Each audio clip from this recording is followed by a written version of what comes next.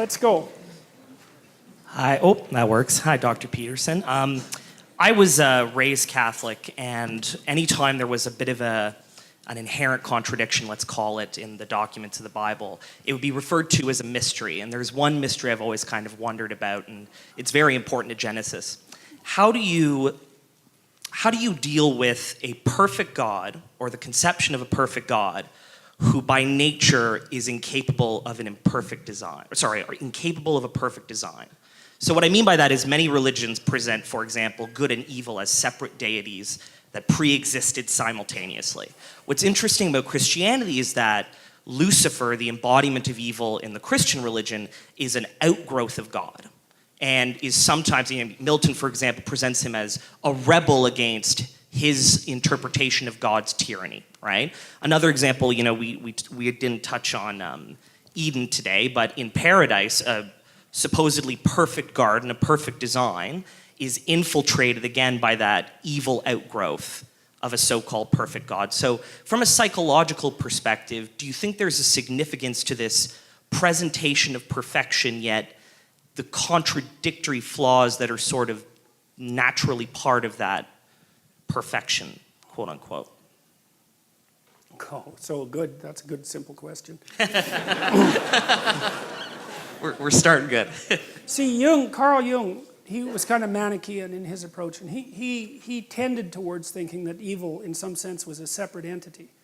And I thought about that for a long time, because there's a potency about evil that just can't be brushed away.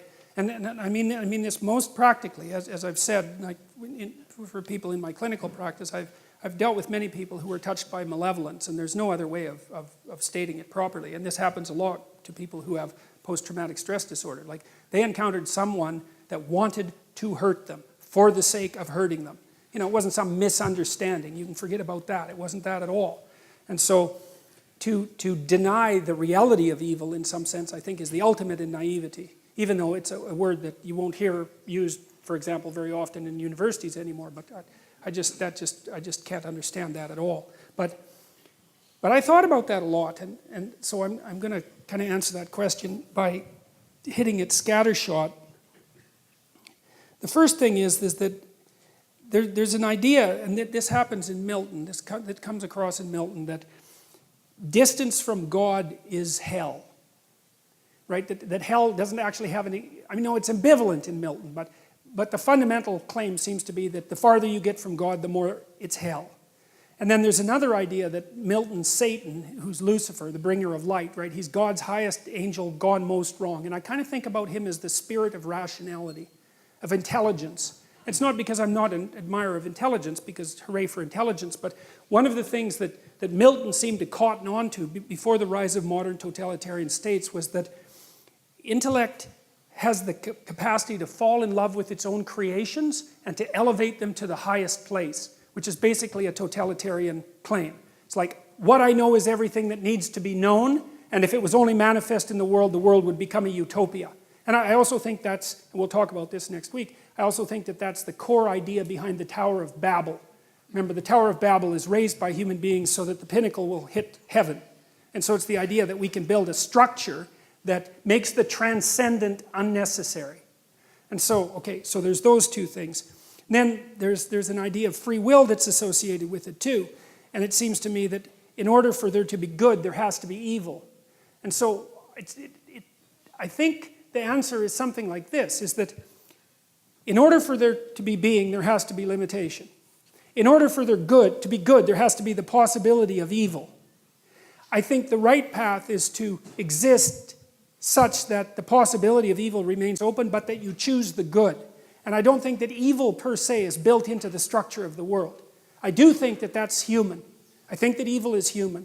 And I think it's understandable. I did a lecture that's online about the distinction between evil and tragedy. And tragedy seems to be built into the structure of the world, and perhaps you can blame God for that. I mean, it doesn't seem to me that it's your fault that there are earthquakes, for example. But it is not obvious to me either that it's tragedy that takes the spirit out of people. I think that human beings are actually equipped to deal with tragedy, but we're not equipped to deal with malevolence. That destroys people. And so I think that Metaphysically speaking, the world is structured so that people have a choice between good and evil. And that, so then the next question is why do we have a choice? And that's where my knowledge runs out. Like the alchemists, for example, speculated that, and the Orthodox Christians also follow this line of reasoning, is that human beings in some sense are furthering creation by our actions and by our choices. And I think there's something to that. It's like creation is unfinished in some sense, and that we're participating in moving it in whatever direction it is that we want to move it. And part of that is that we have free will, and part of that is that we have the choice between good and evil. And that's also all associated with the significance, and maybe the cosmic significance of our lives. And that strikes me as plausible. And I think the weight of responsibility that people feel existentially is an indication of that. So that's about the best I could do with that. So. And it seems the way you're describing it, it's built into at least the text that you presented, because one of the other things I'd noticed was God consistently describes creation as good, right? Mm-hmm. He creates light, it's good. He creates dark, it's good. Oh, okay. After he creates things, he announces that he creates man and woman and announces that they have dominion over those things and can use them. Yes. And it might be something lost to translation, but that is described as very good. Yes. As soon as that dominion is brought into existence, yes, right, exactly. It might speak to that notion of furthering yes, creation. Well, and here's something interesting too, and we'll develop this a lot, is that, you see, when Adam and Eve eat the fruit, the snake gives them the fruit, the first thing that happens is their eyes are opened, okay? And to me that means that, well, they've woken up, right? There's been an increment in their consciousness. And the next thing that happens is that they recognize that they're naked.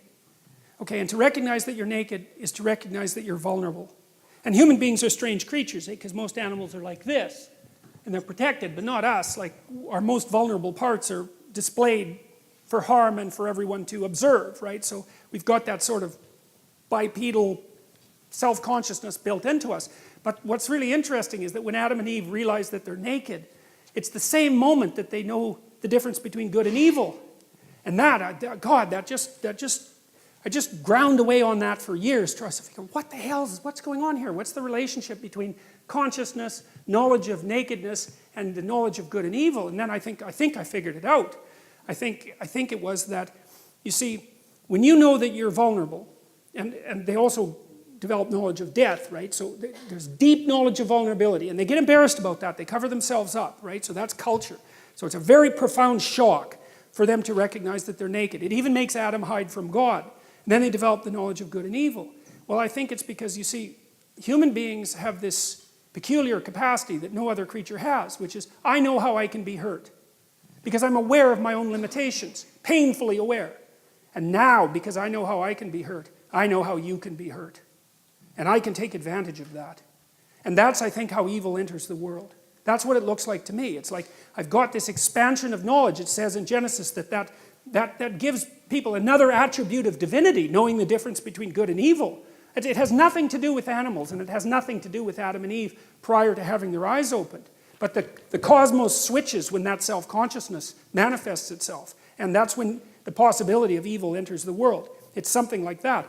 And that's also echoed by the intimate relationship between the snake in the Garden of Eden and Satan, which is, we'll go into, because that's a very strange association. It's like this snake also becomes the adversary of being.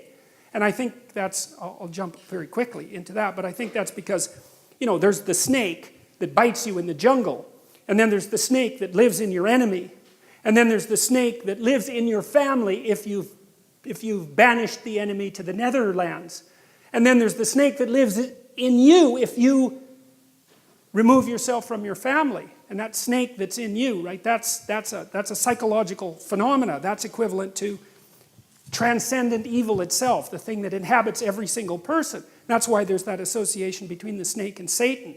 And that's why I think that people have this, it's associated with our knowledge of vulnerability that gives us this constant capacity for evil. I mean, imagine if you're a medieval torturer. You know, I mean, people don't generally imagine that sort of thing, but people were medieval torturers, and they were very good at what they did. And the only way that you can be a torturer is to know what would hurt you, right? And so you exploit your own vulnerability, you exploit the knowledge of your own vulnerability to bring pain into the world. And I don't think that you can lay that precisely at God's feet. Now, people have been arguing about that for a very long time, but my question, the question for me that arose from that is, all right, fine, like tragedy, you can lay that at God's feet. Well, if we didn't bring additional evil into the world, could we tolerate the tragedy of being without becoming corrupt? And I think generally the answer to that is yes, because I've seen people react quite heroically to the arbitrary burdens of their life. But malevolence, man, that lays them low. It lays them low, and it seems to be nothing but a destructive force. And I do believe as well, and I think you see this in the Cain and Abel story, that the root of malevolence is the desire for revenge against God for creation itself. And I mean, I've read terrible things written by terrible people trying to get to the bottom of things, and I mentioned the Columbine killers, for example, and it's clear, all you have to do is go read what they wrote. What they were doing was taking revenge against God. They knew that. It wasn't unconscious.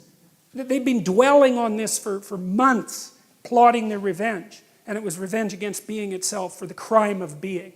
So. Thank you.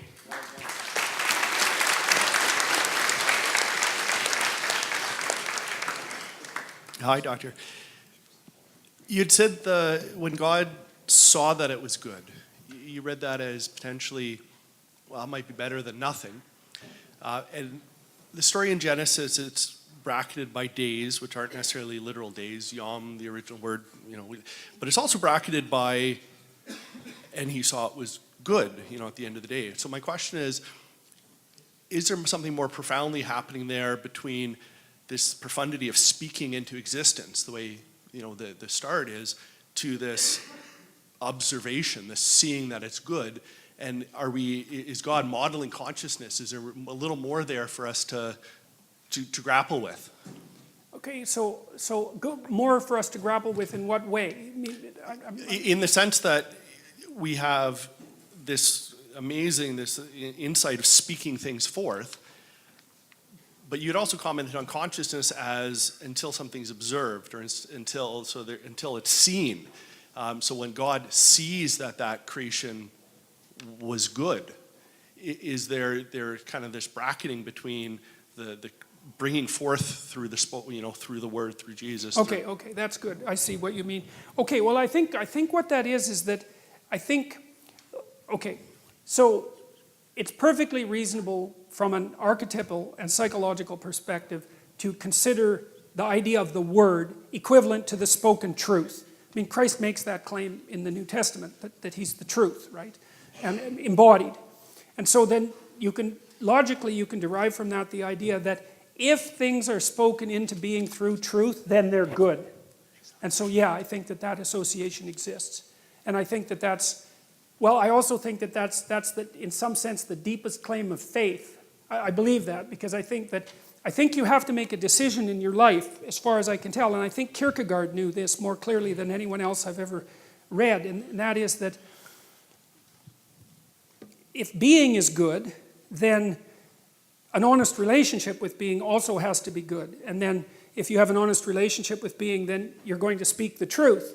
And then I think what you have to decide is that if you speak the truth, then what happens is good, regardless of what happens.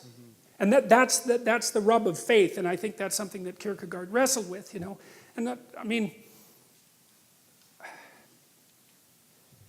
I'm trying to think if I can provide an example about that, and easily and quickly. Well, I guess it's partly because